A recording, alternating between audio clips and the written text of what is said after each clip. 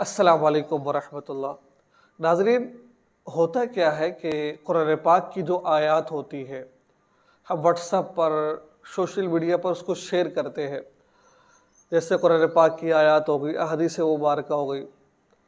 اب بعض دفعہ ہم اس کو ڈیلیٹ ہم نے اس سے فائدہ حاصل کر لیا ہے، کوئی ہم نے نصیحت اس سے لے لی ہے، یہ جو قرآن پاک کی آیت ہے یا پھر حدیث مبارکہ، ہم نے اس کو پڑھ لیا، فائدہ ہو گیا ہمیں۔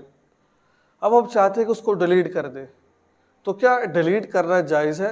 اگر کوئی شخص اس کو ڈیلیٹ کر دیتا ہے قرآن پاک کی آیات کو، تو اس گھر میں کوئی پریشانی، کوئی ایسی مصیبت لاحق ہوتی ہے؟ آج کا یہ بہت اہم سوال ہے۔ دیکھیے، قرآن پاک کی جو آیات ہے، ٹھیک ہے، یا پھر احادیث مبارکہ ہے، آپ ان کو اگر تو آپ نے ان سے فائدہ حاصل کر لیا ہے تو آپ ان کو ڈیلیٹ کر سکتے ہیں۔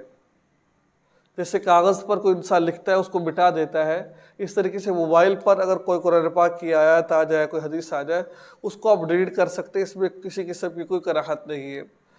اگر کوئی کر دیتا ہے تو اس کے گھر میں کچھ بھی نہیں ہوتا ہے، کیونکہ بنا ہی نہیں ہے، یہ کون سا برا کام ہے؟